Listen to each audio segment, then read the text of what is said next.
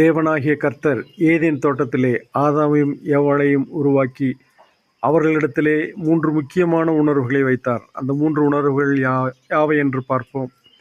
முதலாவது பசி உணர்வு, இரண்டாவது பாச உணர்வு, மூன்றாவது பால் உணர்வு. இந்த 3 உணர்வுகளும் மனிதனை இன்று ஆக்கிரமித்திருக்கின்றன. மனிதன் இவைகளால் நிரப்பப்பட்டிருக்கிறான்.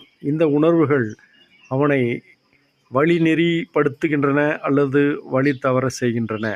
இந்த உணர்வுகளை தவறாக கையாளும் பொழுது மனிதன் வழி தப்பி நடக்கிறான், வழி மாறி நடக்கிறான், வழி புரண்டு நடக்கிறான், முரண்பாடாய் நடக்கிறான்.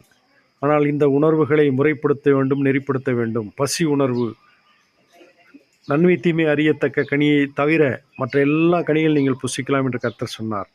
இதுதான் முறை. ஆனால் ஏவாள் சாத்தானுடைய தூண்டுதலுக்கு இணங்கி அவள் அந்த விளக்கப்பட்ட கனியை புசித்தபடினால், முரண்பட்டபடினால், முரட்டாட்டம் பண்ணி கீழ்ப்படியாமையினாலே, அவிசுவாசத்தினாலே சாபத்தை சம்பாதித்து கொண்டால், தன் கணவனுக்கும் அந்த கனியை கொடுத்தால் அவனும் புசித்தான். அவர்கள் இருவரும் சபிக்கப்பட்டு போனார்கள். இந்த பூமி அவர்கள் நிமித்தம் சபிக்கப்பட்டது.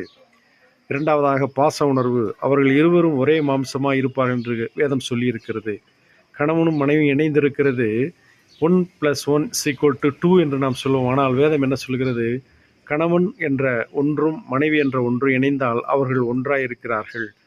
அவர்கள் எலும்பின் எலும்பும் மாம்சத்தின் மாம்சம் ஒன்றாய் இருக்கிறார்கள். இது பாச உணர்வு. இந்த உணர்வு அதிகரிக்க வேண்டுமே ஒழிய இந்த உணர்வு மங்கக்கூடாது, மறையக்கூடாது. ஆனால் இந்த உணர்விலே பிரச்சனைகள், பாசம் குறையும் பொழுது, வேஷம் வரும் பொழுது திசை மாறுகிறார்கள். அவர்களுக்குள்ளாக பிணக்கங்கள் உண்டாகின்றன, சுணக்கங்கள் உண்டாகின்றன, பலவிதமான பிரச்சனைகள் உண்டாகின்றன. ஒருவர் பகைக்கிறார்கள். மூடன் தன் கையை கட்டி கொண்டு தன் சதையை தின்கிறான் என்பது போல கணவன் மனைவியையும், மனைவி கணவனையும் அவர்கள் பகைத்தவர்களாய் வாழ்கிறார்கள். மூன்றாவதாக பால் உணர்வு. பால் உணர்வு என்பது எதற்காக கொடுக்கப்பட்டது?